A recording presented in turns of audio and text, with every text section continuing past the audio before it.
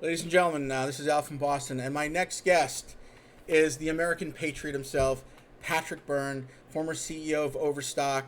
And Patrick has some amazing stuff to discuss with us today. Patrick, thank you and welcome to the show. We appreciate, as always, you coming on. Alex, Frank, Jim, I'm so honored to have a chance to speak to you folks about this subject that I sort of cut my teeth on. And well, just to be on your show and be talking about other things than I normally talk about these days. So what a pleasure to be here. Thank you so much. Tell me what you're doing in DC. I'm really curious. I want my people to know what you're doing in DC right now. I know you're doing important stuff. Well, really? I think so. It's American freedom. It's American sovereignty. You know. What I'm well, what I'm doing in I've had there's a I'll just be open about it. I've provided a whole bunch of things to the federal government in the last year, a whole bunch of information about corruption so deep that when the people who got it, and then I mean, they're wonderful, high level people. They refused when the powers that be tried to shut them down. They refused. They flatly refused, and they started going over to Congress and talking. And they are the core of the whistleblowers. Well, the initial ones were people going over at least part of what they had was stuff that I'd provided them about remarkable levels of corruption within the government. And they started talking to Congress, and then it became 6, then it became 12, then it became 20, then it became 100 people across the agencies, because there was an interagency group aware of some information I brought in. An interagency group became aware of it, and they have refused to take no for an answer. These are like people with like 06s, the equivalent of colonels. And when the powers that be tried to shut them down at different agencies, they said, "Can I swear on your show?" Go Right? right They ahead. have, Yeah. no, they have said, "Fuck this." They have refused. They get this: the powers that be shut down an interagency task force and spread it, reassign people around the country, because all these people would become aware of a whole bunch of bad stuff that I brought in, no doubt, plus another huge amount of stuff that they had discovered themselves. I don't want to claim any great key credit, but I know that what I brought in was very explosive, and they they got reassigned around the country, and a whole bunch of them said, "Fuck this," and they went to Congress. And that's why there's now 100 people from across the agencies. Well, they've stopped reporting the numbers, but a week ago or more, it was at 100 whistleblowers from across the agencies have gone into Congress to explain how totally corrupt uh, the orders that they're getting from above. There's all these.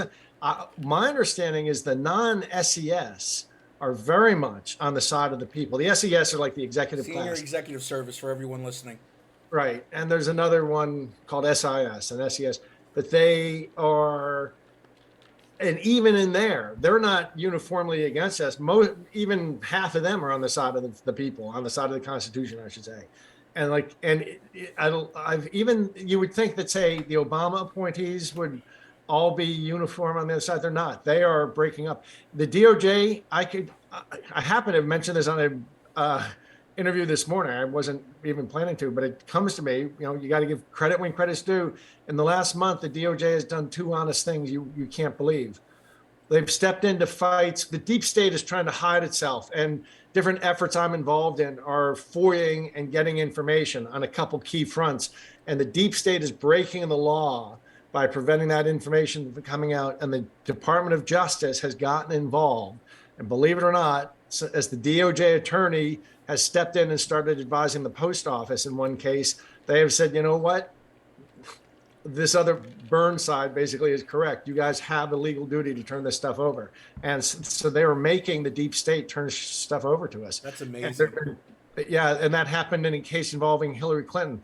We are close friends with the man, and this is public, so a man named John Moynihan, who's behind the case against Hillary Clinton. He is a 30.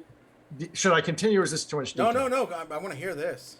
He's a 30-year DEA agent. This is all he's testified to Congress. You can find the testimony on YouTube.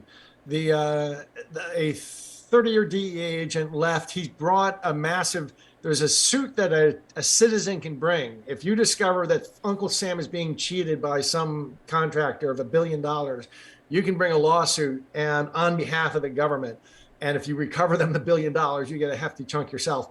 He did things like that, and he got a $4.5 billion win for the government. But he's this very famous sort of fellow in certain circles. And he brought one of these suits 4 years ago against the Clinton Foundation on behalf of the IRS, because the IRS was cheated out of $2.5 billion of taxable, because that foundation is a complete fraud. And if you knew all the ways, he already knows it's a fraud.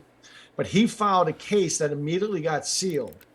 And that's been working its way. And the IRS has just refused to comply with certain legal obligations about what it had to disclose.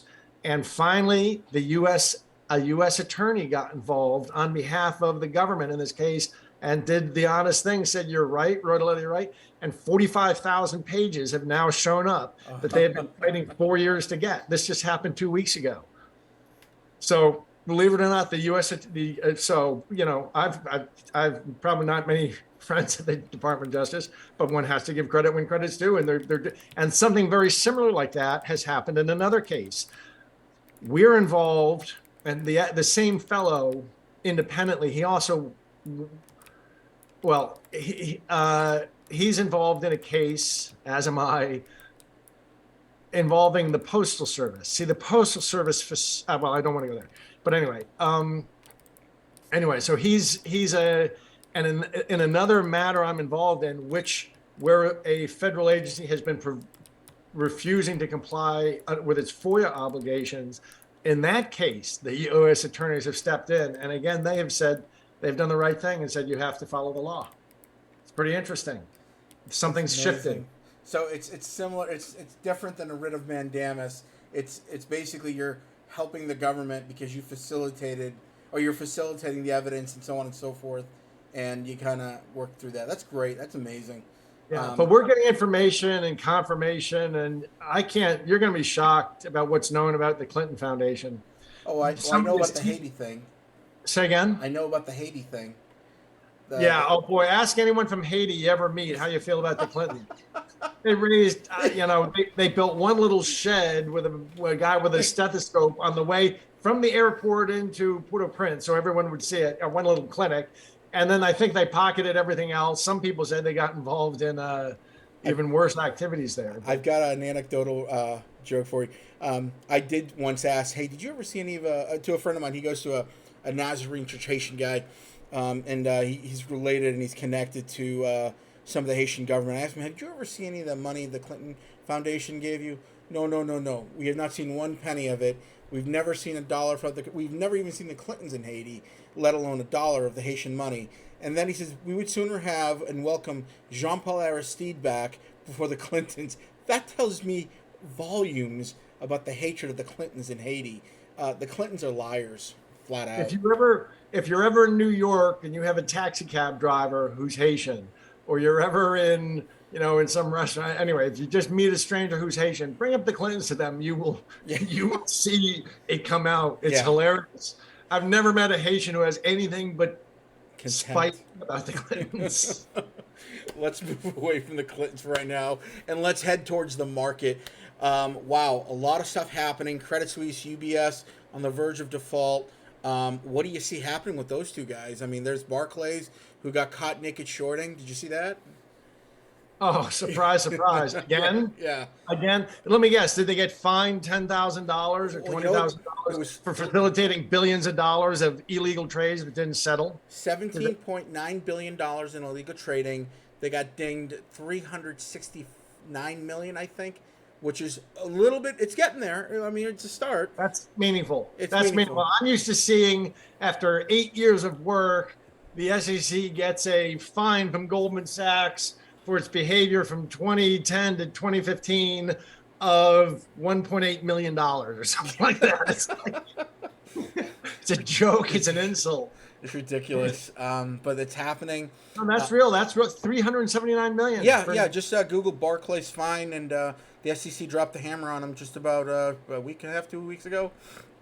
But Patrick, there was billions and billions I mean, 17.9 billions of GME and I assume AMC stock.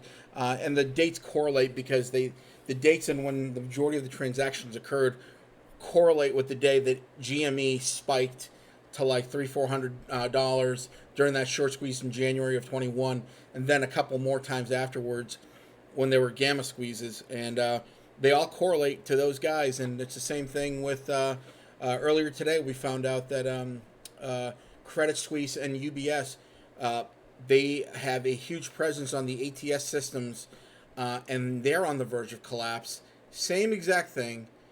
Naked shorting, billions and billions of dollars in trade, stolen revenue from company. You're basically stealing not only shareholder revenue, shareholder value from a company, you're stealing currency from the company itself. And we've talked about this. Yeah. Right. Yeah. And so you're doing all these horrible things to the company. And do you have anything else to say about what they do to the company before we talk about what it does to a broader question? Well, they do the hit pieces. I mean, they yeah, they do the hit pieces. Let me guess. I haven't even been tuned into this issue for about 12 years, but let me guess. They do the hit pieces. They come out from, there's a little set of journalists. Herb Greenberg, used to be Herb Greenberg, Roddy Boyd, Bethany McLean, had never written a story on anything that was not sourced from 4 hedge funds and just mirrored their trading positions. They do the hit pieces. They have some federal agency on speed dial, and they call up and get an investigation started for consumer malpractice or something that against the company. Yeah. They'll have huge hit pieces that coincide with every federal letter. And what they do for society, that's what they do to the company. What does it do for society, Alex? It takes away the American movie theater experience from the society. That's what it does. They take away that. They take away video games, which, I get it. But what they did to us was they came up with some guys down in Atlanta, Georgia, who said there was a fungal problem inside the AMC theaters. And it looked like somebody took Johnson's baby powder, threw it on some of the seats and said it was fungus. And now we have the Department of Health going through AMC cinemas all in Atlanta, that sort of thing. It's bullshit. It's a complete and utter horse shit. And they will try to rob the American people of not only their civil liberties, but the American experience. Going to a movie theater, a simple movie theater, is the most American thing you can do, and they're stripping us of our identity, these globalists. And I look at the hedge funds as globalists. The GSI thing and all that other crap, that's all them. That's all they're all makings. So. Let go. Well said. Let me give you another thing. So that's a particular company. Let me give you, because as I recall, you are a Marine. Yeah. And there was a company in around 2006, 2007 that developed the first really successful MRAPs. Yes. What's an MRAP for your audience? An MRAP is an armored vehicle. It's amazing. The first ones I've seen were made and developed in South Africa. Right. And they have these hulls that have a V shape, and it deflects and blows the blast, turns the blast. Well, there was a company that got very successful in South Carolina or Georgia, and there was this huge Department of Defense order, and it got naked shorted to nothing. It didn't have the capacity at all to build to meet the Department of Defense order. Armor Holdings. Yeah. What was it? I think it was Armor Holdings, was it? It could have been. Or I wrote about it on Deep Capture once. It's a story on Deep Capture from 15 years ago.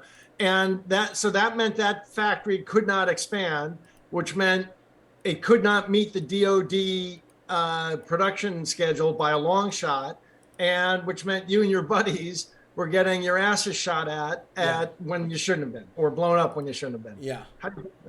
There was also a guy there's often an inside man in these situations. And there was a guy on that board with deep connections in Saudi Arabia that was worth. Anyway, so it does that. Here's something else it does for society. It leaves behind this latent derivative risk that no one knows is there. It's like a landmine that's hidden out there, just a time waiting to go off. And so the business these clowns are really in, that they get MBAs for and praise themselves so much for, is really a business of picking up dimes in front of a steamroller, as Warren Buffett has described it. They're picking up dimes in front of a steamroller. Most days you make a dime, but once in a while this happens, and you're going to lose billions and billions and billions. That's all they've done. They have found a way through financial architecture where they can have that kind of a business. And on the days they make a dime, they get to keep it. On the days that the whole thing Chernobyl's, they're going to be able to give the bill to the taxpayers. Sounds like pretty incredible. Good. How about if I said you go to Las Vegas and if you lose, I'll give you money. If you lose, you lose. But if you win, we split it. Are you going to be playing the nickel slots? Or you're going to be paying $1,000 hand baccarat? Yeah. Makes perfect sense, doesn't it? That's incredible, man. That blows my mind away. It's so basic. It's so obvious. But the realization that I know millions, and I hear there's like 10 million people out there who are into this whole settlement and naked short selling and all this. If you want to understand your what do you call them, meme stocks? Yeah. They like AMC and games. They what is the other big one? GME, AMC. Okay, GME. And what is its market cap now? GME's market cap, let me see. GME market cap is $8.26 billion. Wow. So that's if people have been short that from how low? I think it was in the single digit range, like a couple bucks, yeah. So people, and of course I love that people get all these dynamics. And I know that there's this whole universe of people talking about it. It's so weird to me. And I don't mean to be like beating my chest about this, but can I tell you a story? Go ahead. Can I tell you what got me into this? Go ahead, definitely. I'll be quick. I don't want to take up too much of your time. How long do we have for this? We got as much time as you want. Well, this funny thing happened to me in the summer of 2004. Lehman had me do a conference to speak, and some real nasty guy showed up named Rocker, and was just like abusive and like, have you stopped beating your wife yet kind of questions and stuff. Yeah. And sort of the Lehman guys shut him down. But afterwards, a couple of these hedge funds that I got to know who were holders said, well, I'm selling all my stock. And I said, why? And they said, well, these guys are Rocker's kind of mobbed up. And, or at least he spent his whole career implying to everybody on Wall Street that he's, mobbed up. And any company he shows up and does this and always gets destroyed. It doesn't matter what you do now. I'm very sorry. It's been nice to know you, Patrick. Right away, within weeks of that, these weird stories started coming out from a weird analyst firm called Camelback down in Arizona. Yeah. Okay, so you guys know that. There were some people called me that I later came to refer to as the Pajama Hadeen. They called me. Finally, this kind of crazy sounding guy got through my assistant who said, he sounds crazy, but he's really smart. And I get on the phone with the guy and he says he's on the lam because he's going to get whacked because he understands this flaw in the system and the settlement system, blah, blah, blah. And he goes on for an hour and at the end of which he's like, well, I can tell you, I sound crazy to you, Mr. Byrne. So I'm going to make 4 predictions. And when these things happen, you get back to me. Do you know this story, Alex? No, you've never told me this. Tell me. Oh, he said, when you get, when these happen, you get back to me. And I said, okay, sure, fella, go ahead. And he gives me these 4 predictions. One is a set of journalists going to call you and do hatchet jobs on you. And there are these 5 journalists or these 4 journalists. I forget now. It's written up on Deep Capture and who they were and such. It was Herb Greenberg, Roddy Boyd, Joe Nocera, Bethany McLean, something like that. And secondly, you're going to your stock is going to start trading on weird foreign exchanges like Hamburg and Dusseldorf and Sydney, Australia. Your Bahamas. Third, you're going to become the target of a federal investigation. And I said, what do you mean? From whom? And he says, I don't know. Some federal agency is going to open an investigation on you. And fourth, in this conversation was in early November 2004. He said, in a couple months, there's this thing that's going to start called the Regulation Show Threshold List is going to start being published, and you'll be on it. And when those happened, this how you get back in touch with me. I said, sure, fellow, fine, goodbye. Hung up. I'll never forget this. I flew to Chicago. I was doing some business. I got out of my first meeting. I got a phone call from the first of the journalists he named. 72 hours, all 5 of those journalists called me. And then a week or 2 later, I started getting notices that we were showing up, that we'd been listed in the Bahamas and in Stuttgart and in Sydney, Australia, and in exactly the nation, the cities the guy had named. Third, we ended up, the federal investigation started on us. I'll get back to that because that's a funny story in itself. And fourth, about 8 weeks after that phone call, a list started being published. And I assume your listeners don't need to explain what the reg show threshold list is. We know, right? Yeah. That started being published. 7,000 publicly traded companies at the time in America. There were 30 companies on the list. Overstock was on the list.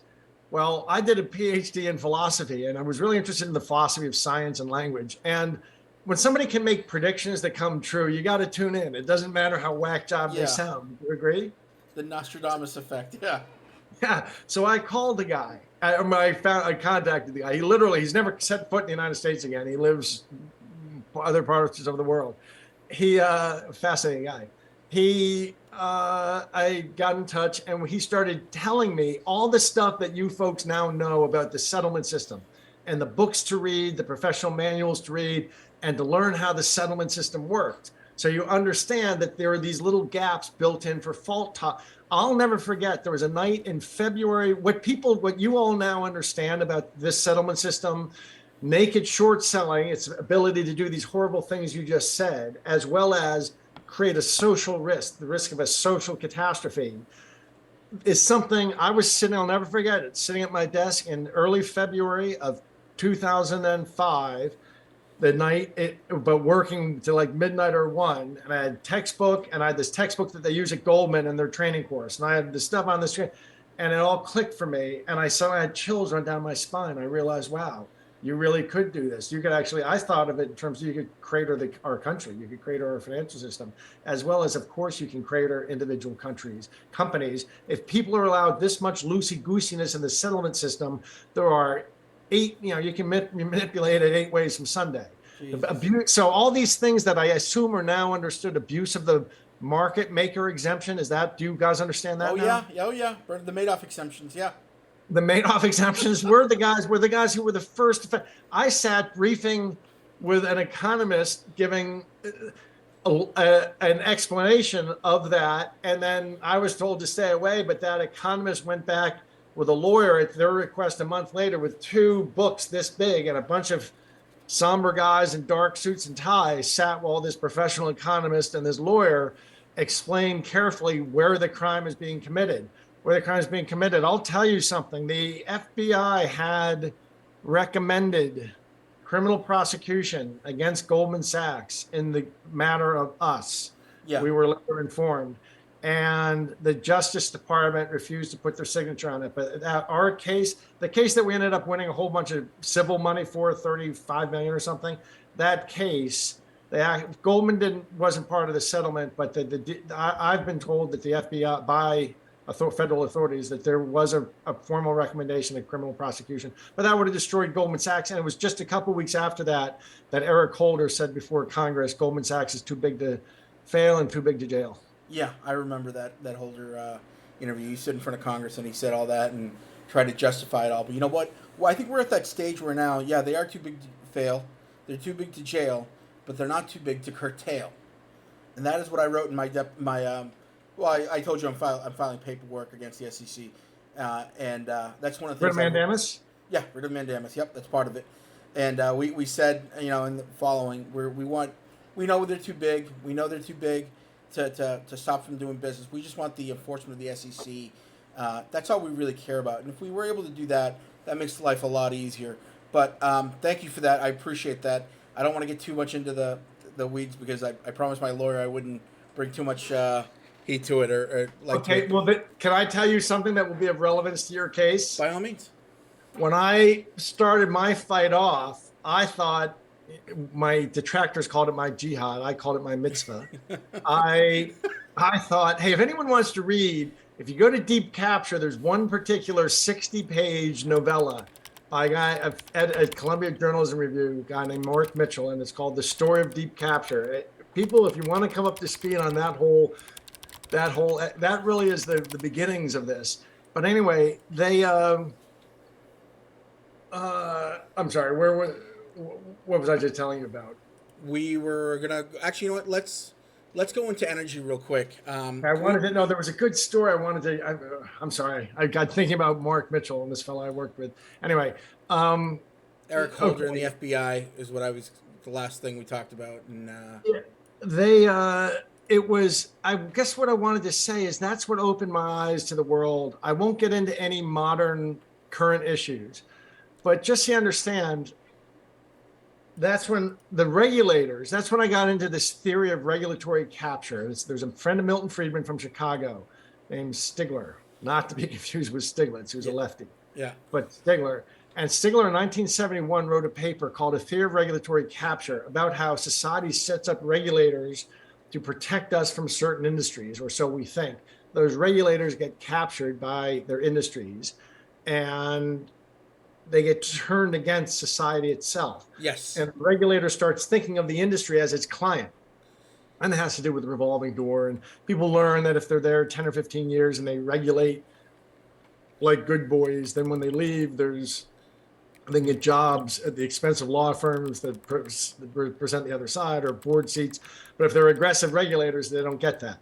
And so that was pretty easy to get to in 2005. What I learned after that was really a Marxist theory. There was a Marxist-ish, a critical legal scholar at Harvard Law, for blocking on his name for the second, who spoke once, or just briefly, about a theory of not regulatory capture, but deep captures. Not just the regulators who get captured, it's the congressmen who oversee them and the senators. It's the all of law enforcement. It's the journalists. It's academia.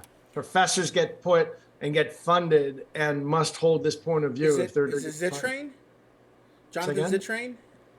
Remind me who that is. I remember the name. He's an international law professor at Harvard, and his research includes the ethics and governance of artificial intelligence, battles for control of digital property, regulation of crypto, new privacy information frameworks.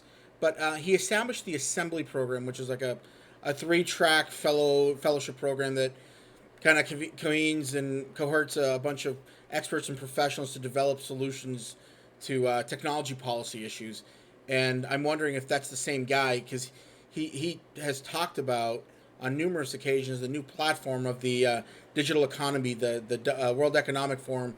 It was 2016. I think I have the article somewhere, but I can send that over to you. But he's the only guy that I can think of at Harvard that's doing anything about that specifically, especially digital watermarks and things of that nature.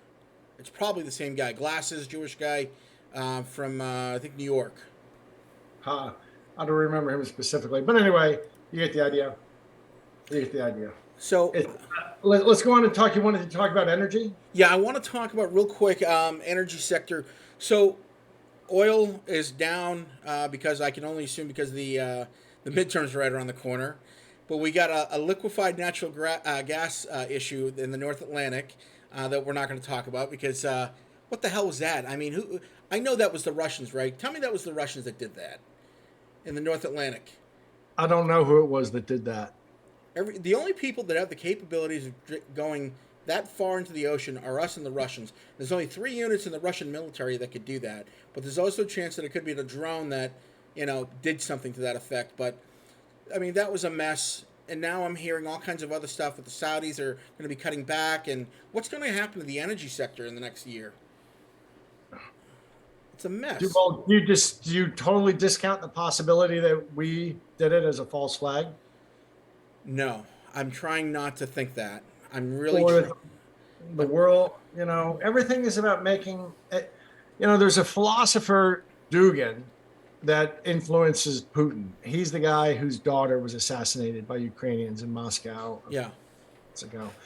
His basic vision of the world, which some people think is really imprinted upon Vladimir Putin's, is that the way forward is that the West is decadent, and the way forward is not to integrate with it, but to integrate with China and to form a Eurasian superpower, not as one country, but as its version of NATO. That and then it just stand. They integrate their energy. They integrate.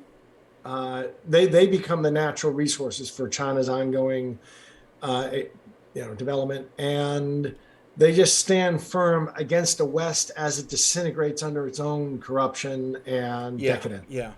That's basically their worldview, and it has been for. I think that's been Putin's for decades too. So I think so that's one part. So they want it to happen, and there seem to be some people on our side in the West who want it to happen. I won't go into my reasons for thinking that, but there seem to be. Well, I mean, I think that there's a central. If I talk about Davos, am I going to get you shut down? No, go ahead. I've spoken about Davos plenty of times. Go ahead. It's the Davos. It's the global elite. I think they basically looted this country till there's nothing left, and when it's ready to topple over, they're serving it up. Johnny on the spot. They're either serving it up to China on a silver platter, or they just want to. It's a Cloward Piven moment. They just want to collapse it, and they emerge as the tyrants in charge, and we become more integrated into some kind of German-centric European Union. So it's basically it's Nazism 2.0. Yeah, it's Klaus. What's his face? Schwarz, or whatever the hell his name is. Schwarz. Yeah, that guy. Schwab. Yeah, Schwab. That's it. I keep calling him Schwartz for some reason. It's Schwab. Schwab. Schwab. Let's talk Fed rate hikes for a sec. Actually, you know what? What do you see happening in the energy? Are we going to look at an energy deficit coming up, or are they trying to take it that way with the globalists? See, I think what they're trying to I mean, it sounds crazy, but it's almost like someone's trying to destabilize us. And I don't know who the hell's in charge of that. Is it an invisible enemy? Yeah. Or is it a hand that shows up at Davos and is, drinking champagne at Davos? I don't know, but there's some hand that seems to be trying to destabilize us, because I don't think I've always been a little skeptical of the United States government as a libertarian, but I don't think even they could fuck up this badly. The withdrawal from Afghanistan, that's just hard to believe. Any of the explanations they have that Biden said this and that's just hard to believe. I think that there's and the responses, they're making decisions that just are so inexplicably bad. Yeah. Remember when we had 100 days worth of ships backed up off LA and Buttigieg went to breastfeed his new baby? Yeah. It's crazy. 2 months off to go breastfeed his newborn while the American supply chain is crumbling. And when he was asked about it, he turned it into, well, you're homophobic. That whole narrative has gotten so tired. We have serious problems to solve by adults. And just being told you're racist or you're homophobic or something isn't really a discourse. We really have to have that conversation about how do we address some issues. And so I think that is there some force within or outside the country that is actually trying to destabilize the West? La Mano Nero. Right, a black hand. Yeah. Hey, Al? Yeah. You mind if I ask a question? Go right ahead. Hey, Patrick, do you think the part of this whole deep capture is a marriage with the Marxists? Well, I think that there may have been a deal made. It is possible to me that there's a deal made where I see an American oligarchy formed, and it has two wings to it. It's got the deep state and it's got the Wall Street financial system. And you folks now understand. What if I told you that the same mechanism that you understand in the game and the GME and the AMC issues, the way I see that is there's like a tank, an aquarium with all the savings and pensions of America in it, trillions of dollars. And people figured out that there's actually a crack you could drive a spigot into, and you could just turn it on and drain. And drain and drain and drain. What you were leaving behind, though, was an increasingly explosive derivative situation. And I think that they drained trillions out. There's a lawsuit 2017, Iowa Pension and Sonoma and about 6 pensions got together and sued Wall Street. And Credit Suisse just paid $85 million to get out of it. Yes. They were quick to settle. That should be a multi-trillion dollar. When that was filed, they spoke of it as the nation's first trillion-dollar lawsuit. And it should be. I think trillions have been drained out of the pensions funds of America.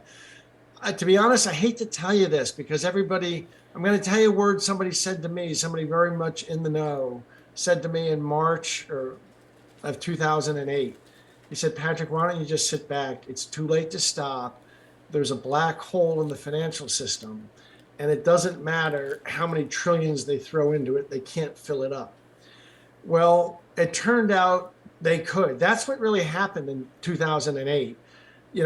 What happened on September 15th was that no one knew who could, and my rabbi told me this one. It was really settlement risk. Everything started, the whole settlement system became no one knew who you could trade with. Exactly as I'd been jumping up and down about for 3 years was going to happen when this went off. But it turned out there was some number of trillions they could throw into it. I think ultimately it was 26 trillion was thrown into by the U.S. Treasury and all nooks and forms and the U.S. taxpayer. And I mean, that number came out, and the credit of 26 trillion was thrown in to shore up. When the list finally came out a couple of years later of all the central banks and banks around the world that the United States had propped up, I think it came to 26 trillion. That was triggered by, I think, this huge derivative risk that is the residual of naked short selling. Yeah. And we may now be at the place where there are no amount of trillions that can, if CSFB and USB go down, there are 100, I don't know how many tens of trillions of counterparty risk. How many counterparties there are out there for their derivatives? They have so many, they're fat, and JP Morgan are fat. So JP Morgan's probably on the other side of $10 trillion of that. How do they suffer a $10 trillion loss in their counterparty risk? It becomes something that can't be unwound. I've got a question for you. Recently, AMC released a dividend called APE. It's a special dividend. It's supposed to trade right around the same time, same price, right? And it's being naked shorted to death. I mean, it went down from it was almost $10 down to $2 and something cents right now. And we had talked about T0 and how effective it was by getting the shorts to come buy the dividend from you, and so on and so forth. If you had a message to send to CEO Adam Aarons regarding this, because a lot of us AMC investors are getting frustrated with how slow things are moving, and they're trying to raise capital. They raised one round, I think 1.4 billion, something to that effect, and they need some more. What would you tell somebody like Adam Aarons that he should do at this point? I would,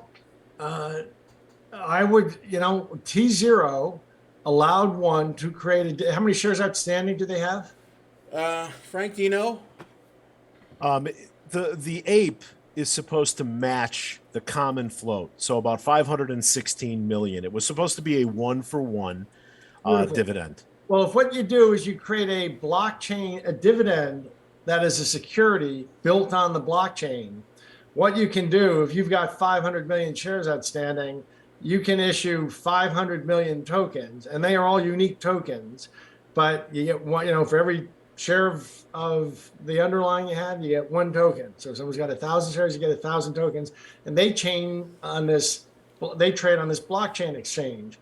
And the idea was with Overstock to create the same package of economic and legal rights as the original, plus a little bit, plus some extra little benefit. I think 10 cents a year of dividend or something. So one would think that should, in a perfectly efficient, honest world, that should trade at the same price as Overstock, as OSTK, plus 10 cents, or plus a dollar to reflect that you get 10 cents a year. And that would be sort of an anchor in reality world where there could be no naked shorting. And then that would force, there would be too much of an arbitrage. If that traded over here and was freely traded and fair, that would have then if you made them exchangeable, so you could go from here into there, you could get people to convert ultimately their stock from the old world, where but then what might happen? Let's say GameStop or Jimmy has 500 million shares. Suppose with naked shorting, how many shares do you think have been naked shorted? In the billions at this point. So suppose there's another 1.5 billion shorted. So there's really 2 billion shareholders out there who think they deserve a share. Yeah. And so you issue your 500 million tokens, and and they go out to 500 million real owners. There's 1.5 billion. It forces the system to settle up at last. So was, I'm not saying that's why I did it, that I wanted to get this thing off the ground, but it may have had that ancillary effect. Who knows? But the SEC, what I went on was the SEC's own advice. I'm saying this with a bit of a smile because they and the DOJ have been looking at me for 3 years trying to figure out a stock manipulation case on that. And my answer is that it says right on the SEC website that, and that in the frequently asked questions and stuff about how shorting and naked shorting don't affect the price of the stock. Well, if that's the case, then clearly it must be true that even if it is the case that the way we created this token did create a situation where at least the naked shorts would have to cover, given that the SEC says that the creation that naked shorting doesn't affect the price of the underlying, then reversing naked shorting wouldn't affect that either. And so I had no expectation of it affecting the price of the stock. I was just going on what the SEC had been claiming for years. So they should take that position. Now, it may in fact have, who knows? My answer is not my job to figure out what that stuff does for the stock. My job is doing what's right by the shareholders and running the company. So they've been looking at me for 3 years trying to say that I manipulated the market on that. I think that's funny. I told them 3 years ago. I wrote it up on Deep Capture. I can't wait to be in that courtroom. I'm just going to be showing these statements over the years from the SEC itself, but how none of this hoo-ha up in the betting room actually affects the underlying horse race. So why should I have? Well, isn't it kind of ironic? It is. Al, I've got a question for Patrick. Okay. Patrick, in all fairness, I believe that the dividend that Adam Aaron paid, while it's not blockchain, it's a preferred share, and I think it was meant to have the same outcome because it's difficult to counterfeit. Recently, someone paid you a compliment. What did they do? I'm sorry. Well, I don't want to interrupt that. What was the compliment? But what did they do to make it difficult to counterfeit? Well, it was issued as a 1-for-1 dividend at a nominal fee of a penny, and it was meant to be a unit. In other words, comprised of one share of common AMC with one voting right. It's basically identical to the common, okay, except that conversion the price of conversion would be determined down the road. And I think it was designed for multiple reasons. One, obviously, to raise money for the company. Okay. And two, I believe it's what Adam Aaron called, quote, a pounce. In other words, he said that he would address what we felt were synthetic shares. He had to legally come out. I mean, obviously, he had to come out and say that he wasn't aware of any synthetic shares. It's a very conservative legal team over at AMC. However, let me give you a little bit of the background and tell you about the compliment. On my YouTube channel, someone said, hey, Adam Aaron isn't doing his job. Why can't he be more like Patrick Byrne? Patrick Byrne was out there, fighting it. And I replied this way, and you can correct me if I was wrong. I said, look, number one, you don't know the price that Patrick Byrne had to pay as CEO. It was considerable to come out like that and be that vocal. And then I expanded. I feel that Adam Aaron's job initially, number one, was to save the company. And with the advent of the apes, he did that. Number two, obviously, his job as CEO, run the company. And number three, grow the company. And within that job description, if he believes, or if the shareholders believe they're under attack by predatory short sellers, he should do something about it. And his answer was this dividend. Okay. And it was either supposed to expose the size of the naked shorts or FTDs. I mean, obviously, we've seen a year and a half of FTDs at nightmare proportions. And Patrick, we all know it's the SEC that prepares these statistics and sat idly by and lets it go on. And I explained to the person in my chat, I'm like, listen, this is 40, 50 days old. Give it time, because there's more to it than just exploiting, the settlement window. I think the financial media, all three of them, I think they want us to believe that short hedge funds, they do their research, they take a short position against a company, and then they go off to the golf course and hope that it works out. I don't think people want to discuss, and I'm not going to name any specific hedge fund to create any headaches for you or for myself, but I don't think people understand that anything beyond that mouse click, I've decided to go short this stock, is either against securities laws or against securities rules. So what I believe happens, Patrick, is I believe that, first of all, if there's two hedge funds coordinating their efforts, that's illegal. If there's a hedge fund out there naked shorting beyond that legal limit, that's illegal. If you're hiding things in naked calls, married puts, hiding the FTDs and in the money options, misusing the dark pools, misusing payment for order flow, organizing distraction plays, spoofing, layering. I just want people to understand anything beyond the mouse click, I'm short, is illegal, and it goes on with impunity. Yeah. But I want to know your opinion. Adam Aaron, obviously not, he's not going to step up like Patrick Byrne, but I want to build on Al's original question. Where do you go from here? Well, I've got something I can add to that too. Go ahead. What you could do is play, if the board adjusts the legal rights that make the preferred more attractive, which you can do by, it's either the board or shareholder consent, and you do something to make it more attractive that forces, or that if you make it more attractive, at some point you would think that the laws of the markets have to revalue it, which is what what you would think might happen. But that might be one way to go. Is look, my plan was ultimately, I understand that they've discontinued that dividend that we did 3 years ago. But my plan was actually to pardon me, do things to make sure that liquidity developed in the blockchain version, and then create the different incentive structures that could do that. Could even I've given people who wanted to trade overstock, say, look, if you do overstock, the blockchain version will give your fees back to you in terms of credits to spend on overstock. Could have done, or 50% to spend on, could have done things like that to incentivize it. And if we got the trading to shift, as I recall, we were trading at the time like 5-6 million shares a day, and the fees on that were probably $100,000 a day. If we could have shifted that, so we were collecting the fees, or blockchain the fees were lower, but $50,000, we could actually been making money off the people who wanted to trade in our stock. Would have been a level. I'm shocked to find out that they discontinued that dividend, because that was really the anchor. The anchor through, with that dividend discontinued, they can be naked shorted into nothing. Hey, Patrick, let me move forward with this. Let's talk Gary Gensler.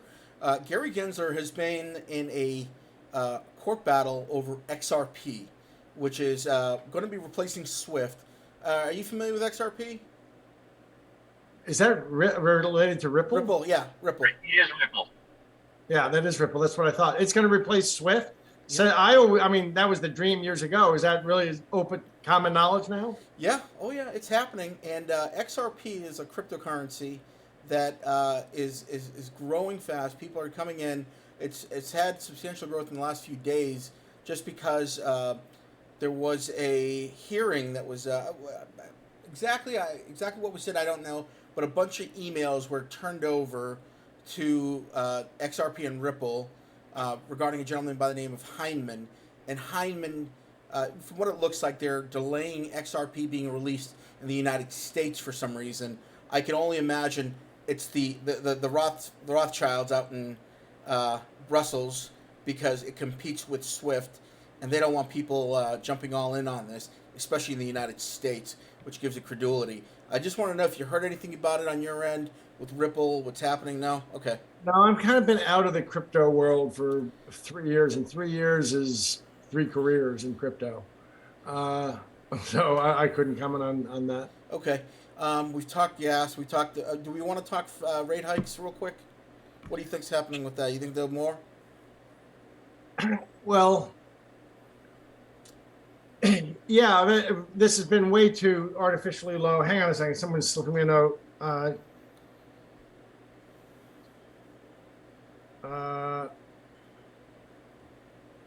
sure, whatever they want. They The rate hikes. rate hikes are too little, too late. You know, every was it Mises, the founder, or one of the key names in the early Austrian school, that said every expansion brought about by cheap credit ends in a crash, and that's where we are. It becomes like an old man in an oxygen tent. That I was saying this in 2007. There have been basically, or I guess it's like an alcoholic who, to forestall or to take care of a hangover, drinks another bottle of wine. And then when he wakes up and it's really bad this time, he drinks 2 bottles of wine. And then, eventually that strategy stops working. And that's what the cheap money has been. And I think it's all going to come to an ugly end. I think that the true inflation rate is far above what they're saying. There's a fellow, he's a Dartmouth fellow actually, John Williams, got Shadow Government Statistics. You ever follow that site? No. What's it called again? Shadowgovernmentstatistics.com. John Williams. It's a Dartmouth fellow who's a economist who Oh, that's interesting, John Williams. Okay. he recreates government. The government keeps changing how it defines things like inflation and unemployment over the years, but they're actually quite good about, in their footnotes, they give all the explanations. So this is a guy who recreates government series and statistics using, sort of backing out the changes brought about by the changes in footnotes. And if you do that, what you discover is that we're running inflation is far higher than is currently being reported. Eventually, interest, no one's going to loan money to us if our interest rate is below our long-term inflation rate, other than to escape geopolitical risk. Well, we are there. The US dollar may soon, is looking for, look at it against gold. It's doing good against gold. That's all the crack up. But I think it all ends in an ugly end. So I'm looking at the website right now, Patrick, and it's pretty extensive. The data is just, it's crazy. It's inflation, unemployment, GDP. Is the GDP also inflated, do you think? Well, if the inflation is understated, then the GDP is overstated, because suppose your production one year is 100 and the next year it's 110, and if inflation is 8, then you really only had 2% growth. But if you misstate inflation from being 8 to being 5, then your growth is 5, goes from 2 to 5. So in that sense, GDP gets overstated. He thinks all the numbers got. I have to go through this so long ago. It just gets ridiculous. Post that link in the video description, Al. Yeah, the name of the website is called shadowstats.com, and I'll put that up here on the chat for everyone to look at, and I'll put it in the description as well. That looks like a very interesting website, because it looks like it's much more truthful than the actual government. All right, let's move forward. Hey, let's talk China. Give me everything you got on China right now. Well, China's chickens are coming home to roost. It's got its own financial. Everything's related. I think this is going to be a test of all of our systems. This global financial collapse will be a test of all of our operating systems. So you got the Chinese, and we'll find out if their, totalitarian operating system gets them through a collapse better than ours. My money's on free people, free exchange, and we will do better than higher authorities telling us what to do. My concern is that this has been planned for a long time, that it's a Cloward pivot moment. And this is really where people have wanted to end the American constitutional republic, have been planning this for decades, to take it through a cratering, take over out of the rubble. and the Constitution is shredded. So that's what I fear. But China's not immune to that. China's having its own financial system seize up. How are the lines of people now in China to withdraw money? Is that still continuing? Yes, it is. That's going to be something. The communists may have total control up to the point where you tell people their savings are gone. Chinese people have for generations been saving about 45% of their income. I mean, they're wonderful people. How can you fault them? They study 10 hours a day and they save 45% of their income. They're just the people your granddad taught you to be, the hope you would be. They do that. I mean, it's amazing how they save. But if they find out that all that savings is turned to smoke, I'm not sure the Communist Party survives something like that. Well, I have an Patrick. I have an indicator for that. I call it the tanks in front of the bank indicator. Whenever you see the tanks here in China in front of the banks, that's when you need to pay attention. And I just wanted to point to something you had said earlier about before we get too far off interest rates. Obviously, we got a late start. I felt that printing 80% of our money supply within a 36-month period, might have had something to do with inflation. We have got this new habit of redefining what a recession is, what a woman is, the constant manipulation of CPI on how we're going to measure it. You can't hide that. You can't hide that at the point of sale at the grocery store. And I think they can. There's shrinkflation. Have you seen what they do with the box of Cheerios? Yes, I have. I have. Hey, central bank digital coin, the push for digitalization. What do you think? I mean, I know that's globalist and stuff. How long before this happens? Well, you know what's funny? You know who sort of invented all that? You're looking at them.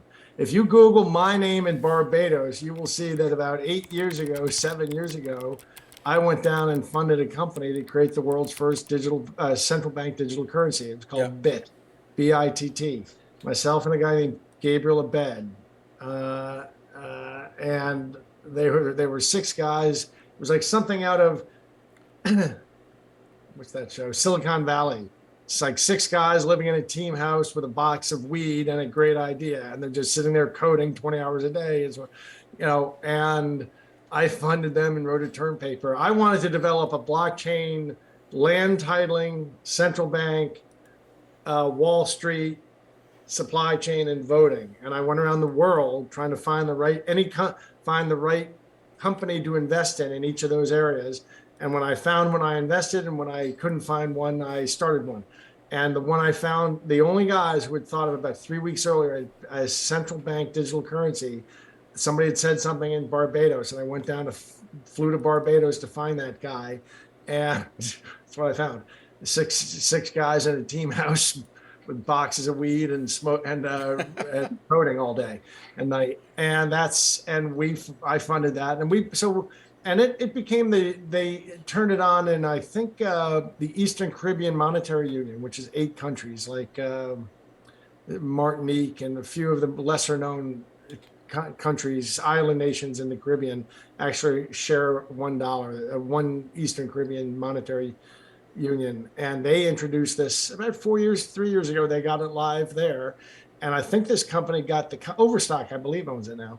And I think it got the contract for Nigeria this year, I may have heard, which is a big deal. So I was in favor of it.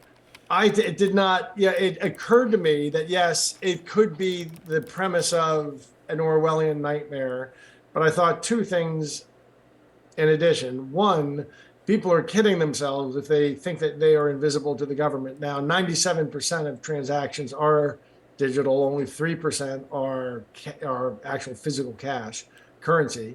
And so everything in that 97% that is computer is stuff that leaves traces and the government can find. So it's not anonymous to begin with.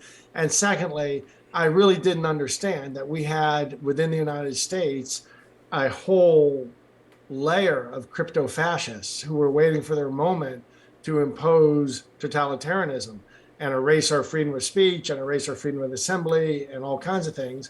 And that they would weaponize this. I thought it could be a tool of liberation.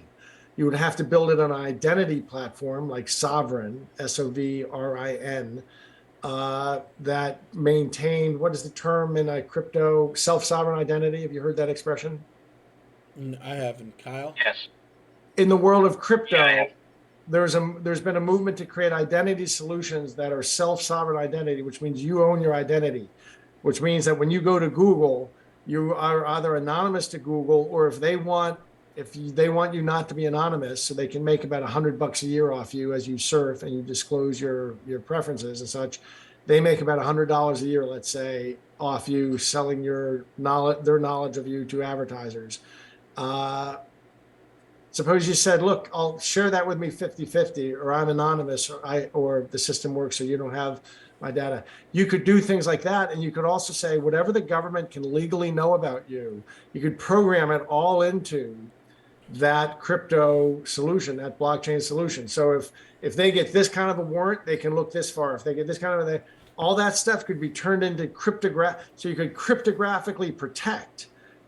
So in other words, I dreamed of this as a system that actually enhances liberty because it creates blockchain immutability and perfection, and no one, not even the government, can cheat the laws of mathematics. That to get past this, you need this kind of a key, and so on and so forth.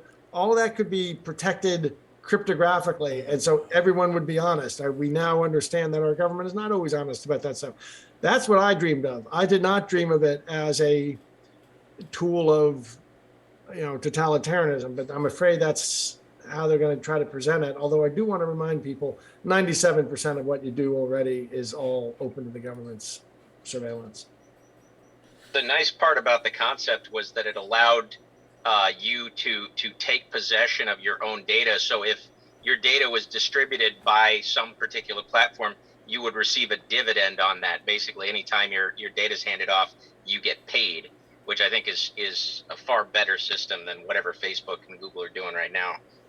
Yeah. Well, there was one solution called Sovereign, Sovrin. I don't know how it's fared, but it was a self-sovereign identity compliance solution.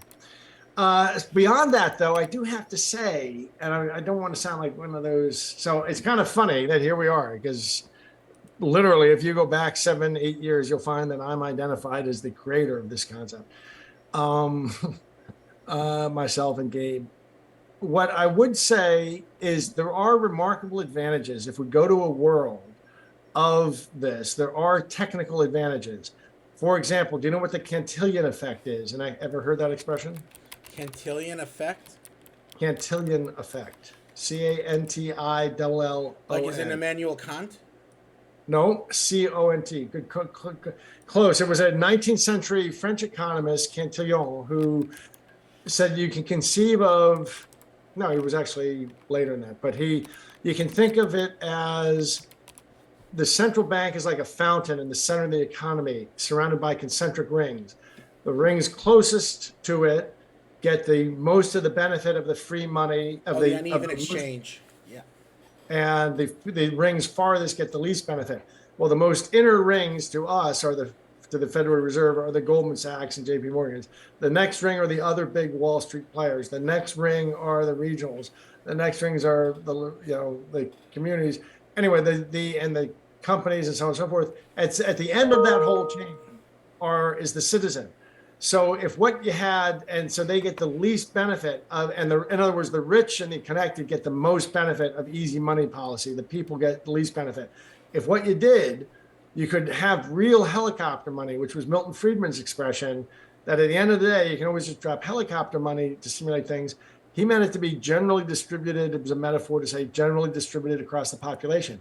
What if every citizen has an account at the central bank? And when the central bank wants to stimulate activity, so let's get over the hurdle of asking if that's really a wise thing to do. We Austrians think that's not the solution, that's the problem. Well, let's get over that and imagine we're still thinking in a world of fiat currency and such. If the government, if we accept that as our world, when the government wants to stimulate things, imagine it's just putting money directly into the hands into people's bank accounts. And it could even, as the Chinese have been experimenting with for 3 years, you can program that money to dissolve in 60 days if it's not used. So you can have much more, the same amount of there'll be much more bang that came out of the same amount of input from the Fed. In that case, it can be targeted. It can be. They could do a lot more good with the fake money they create in such a world. Now the question is, do we really want to be, as this world collapsed, do we want another world where we think a bunch of experts can manipulate them? But if we get over that hurdle, I got to say there are these technical advantages. It defeats the Cantillon effect. But it does create the possibility of totalitarianism, which I dismissed 7 years ago. I'm a changed man. Father, forgive me for I have sinned. I have mea culpa, mea maxima culpa. I'm more guilty than anyone. I had no idea that we had like these people who were just waiting to impose tyranny among us. How stupid. That's amazing. I've heard this in conversations. I never really applied it to this, and I don't know what the metric is. But basically, there's an abundance of cheap money, and when new money circulates into the economy, asset prices increase at a varying rate. To that effect, right? Yeah, it's yes, right. So basically, what Biflation. if when oil goes up at some point, it's not necessarily going up because oil's going up. It's because the dollar is going down. Yeah, it's biflation. Cool. All right. So, can we go shift gears into the Middle East? What do you see happening in the Middle East? Anything that we should worry about? We see the Persians are right now on the brink of civil war. They're trying to overthrow the Ayatollah, which I can only assume is going to shoot the price of oil right through the roof. And the Saudis, they're gleeing in delight because if there's a ground offensive led by the U.S. because they're saying, oh, the Iranians have already developed a nuclear weapon. If that happens, the Saudis will be the first ones to rape and pillage, Persia, I would imagine. After what happened in Yemen and the global reach that the Persians have, especially in Lebanon and other places, I don't think it's too far outside the scope here. What do you think? I'd say, who was it that said in the Middle East there is no rock bottom? Was it Lawrence? Is that a Lawrence statement? I think it was like Fuad Ajami, somebody like that. In the Middle East, there is no rock bottom. Yeah, I'm afraid that there's. It's interesting though that there's this. Where's the U.S. standing on the civil war in Iran? What is they're with the people, of course.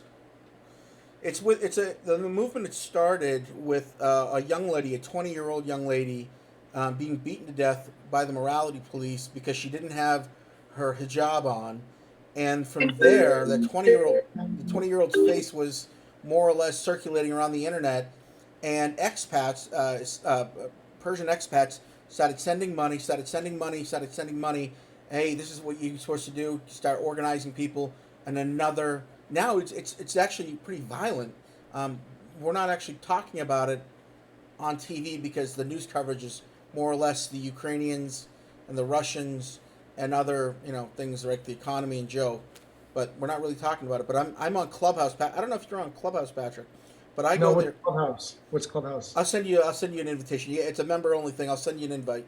But basically on Clubhouse, I can listen to conversations that are happening in Iran right now, and there are all kinds of really interesting folks that are in the movement that are day-to-day telling us what's happening, and you can kind of make a guesstimate on what's going to happen in the next couple of months, next couple of days, based on the language that they use.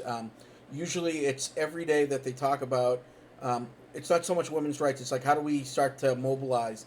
They're coming up with a plan. There's going to be something happening, from what I can tell. And it's called... I'll send you an invite to your cell phone, and then I'll. How big has it gotten? It's pretty big. It's got 15,000 people in the group itself. But Clubhouse has got probably millions at this point. What's the name of the group to which you refer? Hold on a second. You don't want to say? It's okay. No. I just don't have it in front of me. One of them is I am Tehran. That's one of them I belong to. But it's all the same group. It's all the same Persian members. And I'll send you the link with everything you need. Not a problem. But download the Clubhouse app, and we'll go from there. Good name. Yeah, it is. It's great. It's invite only. Keeps the riffraff out. Perfect. Can't beat it. Supply chains, are they going to get better or worse? I think they're going to get worse. Where does I had heard about that Iranian gal being beaten to death by, what are they called in Tehran? The Matawa, or is that Yeah, the Majid Awada or something like that. Iranian. Hold on. Let me see the Iranian victim. there's a name for them in in Riyadh, and there's a name for them in Tehran. They do the same thing. They carry sort of more like sticks rather than, I mean, you wouldn't want to be beaten with them, but they generally don't kill people. They generally just sort of beat the shit out of people who are Masa just, Amini is the victim. The morality police in Iran is called. They're called the Guidance Patrol, Islamic Religious Police. They were established in the 40s, and it's called the Mahusa. hmm. Mahusa. That's interesting. Yeah, I've been in Tehran, and if a girl, I remember passing in a car, a girl on the street corner, and she had one wisp of hair out from under her hijab or Yeah. whatever they call it. And the people with me told me that's a big act of defiance. And the whole game is to make it look inadvertent, but to see, but that's like that's radical here. She's a big act of defiance. And like these religious police, if they catch her, she's going to be arguing that no, it wasn't on purpose, the wind blew or something. But you get that's how restrictive it Yeah. was. They would not have a single wisp of hair outside their The Saudi police, on the other hand, they actually have so much. In other words, typically, when you go to an Islamic country, you have due process. You go in front of a magistrate, you serve jail time, which is not really jail. It's just you and a bunch of other people laying on mats and Islamic doctrine be read to you over and over and over again. But these specifically, these folks right here, that are funded by the Wahhabis and the Sunnis, the Salafists, if you will, they have power of they have capital punishment. They can execute you on the spot if you're high enough in the chain. If you're caught and there's no, the mutwa, that's what they're called. And if they catch you doing it, they have no problems doing it. In some rural parts of Saudi Arabia, it still happens. They don't get the press that it does because these are more desert folks. These are folks that are not really westernized, living in the bigger cities of Saudi. You're talking about essentially, what do you call those? Not Beni Hawas, the Bedouins, the Bedouin tribes. Yeah, they could do it there. It's pretty efficient. It's a pretty efficient method of justice is to, Yeah. You're Bedouin, you don't want to have to send to headquarters to get, there is no headquarters. No. You just got a little tribal justice, but that means, well, so I'm not endorsing that, but the Bedouin, the Bedou have a tribal justice tends to be about efficiency because you don't really have big institutions. And so, but that's horrible. They do have, very interestingly enough, the Bedouins still have sovereignty. They don't go through checkpoints anywhere in the Middle East. If you wanted to travel from, Baghdad to Cairo, you can still do that without any passports. They just do it. They do it every day. There's 2 million Bedou in Saudi alone, and they have autonomy. They can go out anywhere in the Middle East, except for Israel, of course. They're pretty tight over there. But that's why they're the smuggling families too. A lot of them Yeah. have traded in their camels for trucks, well, and yeah, they are doing that. They've been doing that for a while. But the really rural Bedou, they still. I mean, they're still. They've never given up their traditions. So Hey, Al, I would point you They're hard to men. yeah, I've known some of them. They're hard men. they're hard men. Yeah. Al. I wanted to point you to an article a couple days ago in the Atlantic titled "A Whole Generation Revolts Against the Iranian Regime," and it's from Baghdad to Beirut. So it really is gaining some ground. You might be right. Yeah. Oh no. If it happens, it's going to be a violent one. And I spoke at. They asked me to speak at one of them.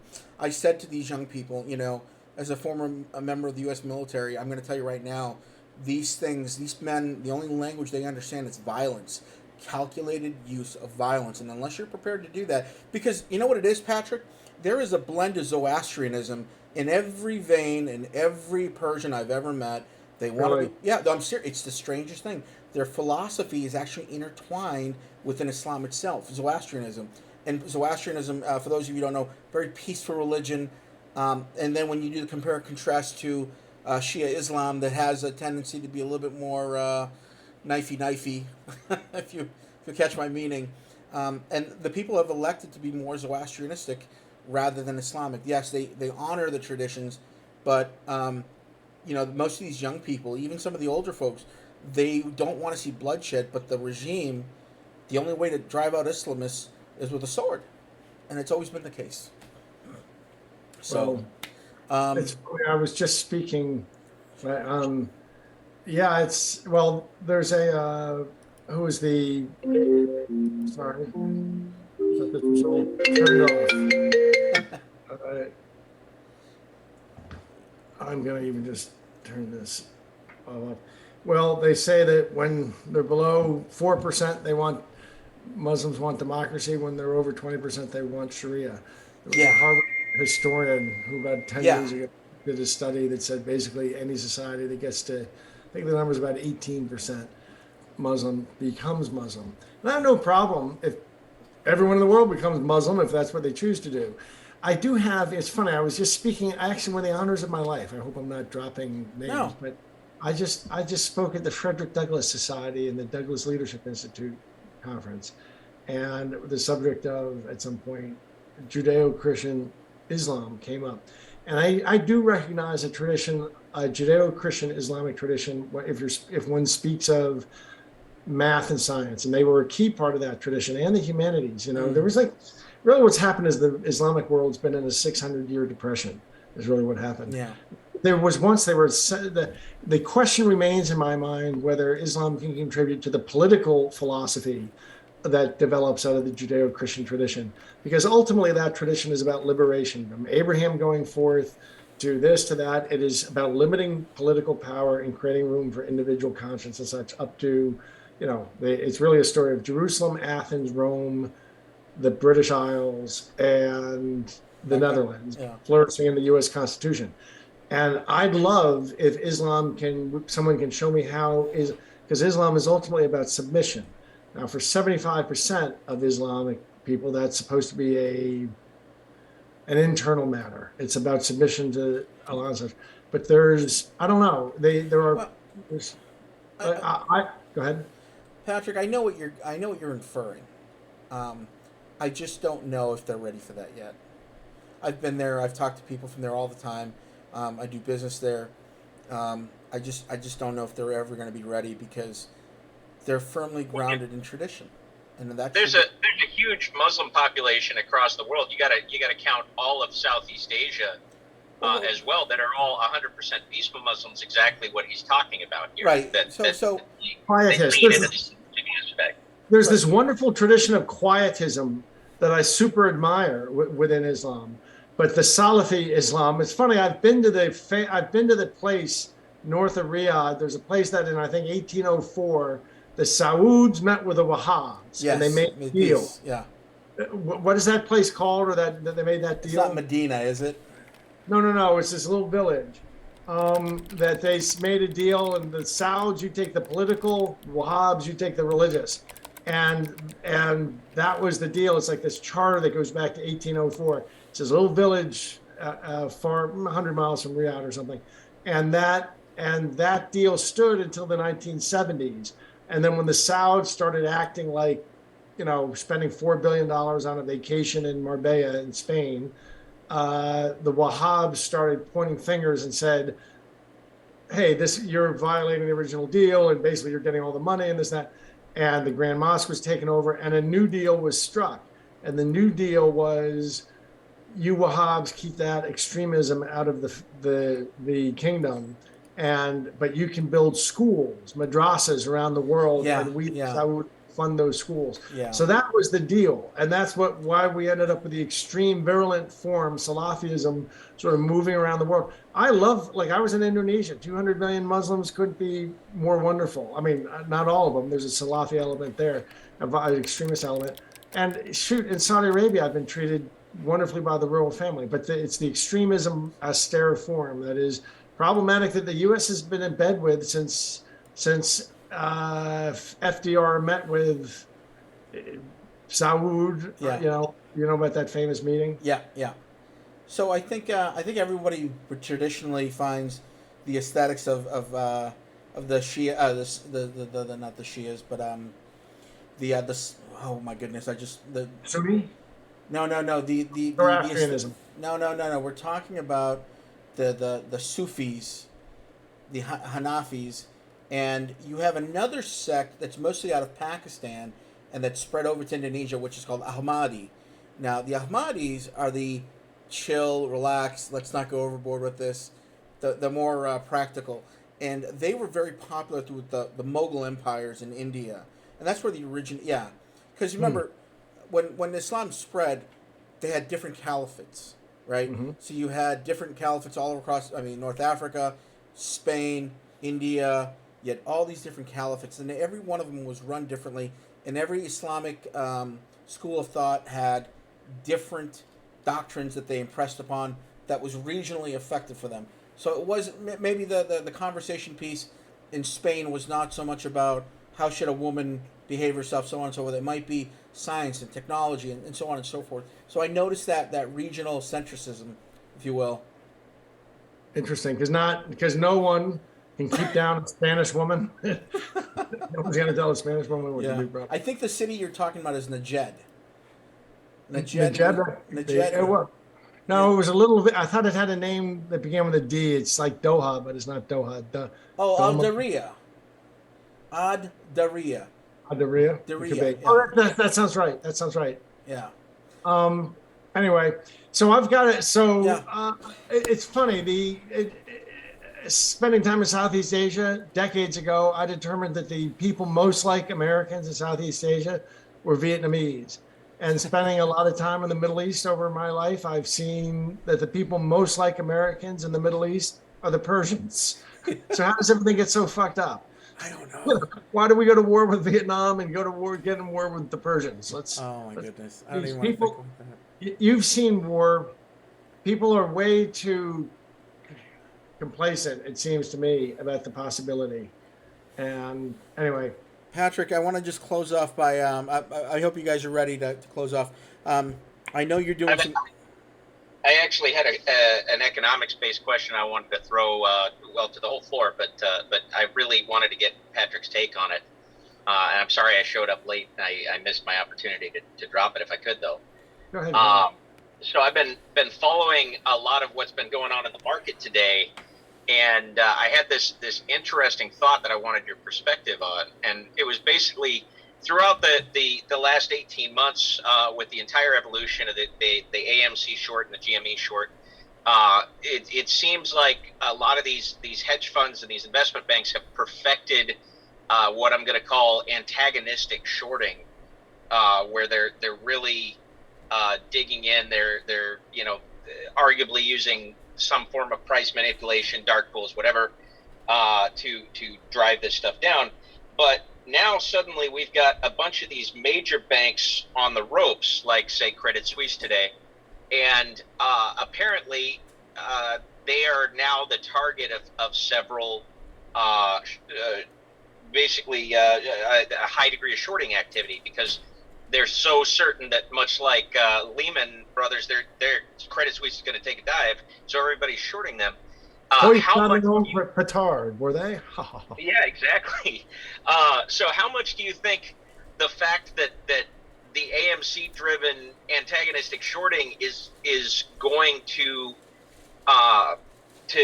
impact these big banks now that there's blood in the water, and these hedge funds are able to turn around and really dig their spurs in on these short positions, recoup their losses?